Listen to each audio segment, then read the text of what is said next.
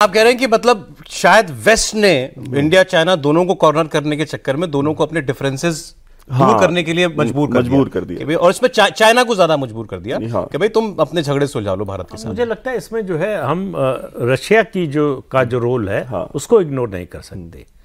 ऐसे माहौल में जब वेस्ट ने और जो है अमेरिका ने, यूरोप ने, सबने उन पर जो है सैंक्शंस लगा रखे हों, उस समय ब्रिक्स समिट होना रशिया में, और अगर मान लीजिए कि होता, अभी तो संभावना ही है कि शी जिनपिंग और प्रधानमंत्री नरेंद्र मोदी की मुलाकात होगी, अगर नहीं होती और नहीं होती है, मुझे लगता है कि होगी, नहीं होती तो समिट एक तरह से फेल माना जाता।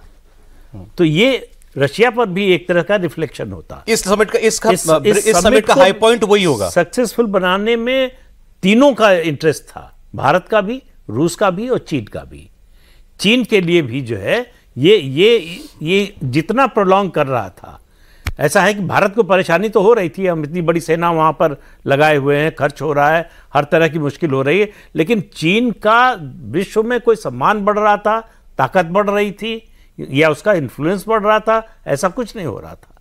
चीन के लिए मानना बहुत मुश्किल है कि भारत जो कह रहा था उसको हमें मानना पड़ा।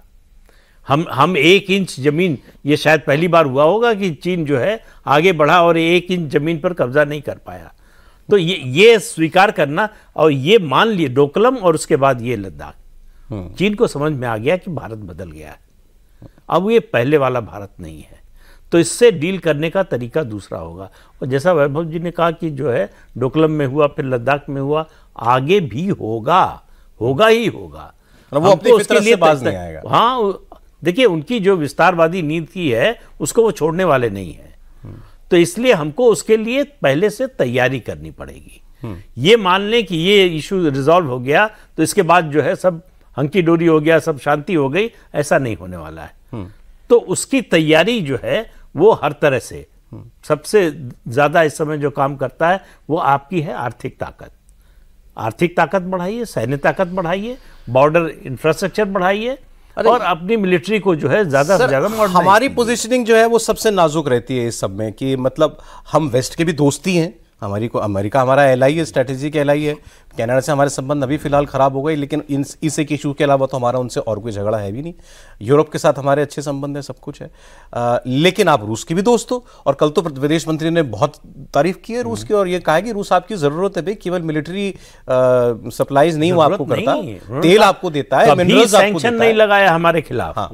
अमेरिका जब 71 में 7वां बेड़ा भेज रहा था, चीन को प्रेशराइज कर रहा था कि ईस्टर्न फ्रंट खोल दो, चीन तैयार नहीं हुआ, ये अलग बात है। तो अमेरिका तो हमारे खिलाफ सब कुछ करने के लिए हमेशा तैयार रहा और रूस हमेशा मदद के लिए तैयार रहा। तो मतलब हम उनके साथ भी हैं, इनके साथ भी हैं, और ये दोनों आपस में दुश्मन है।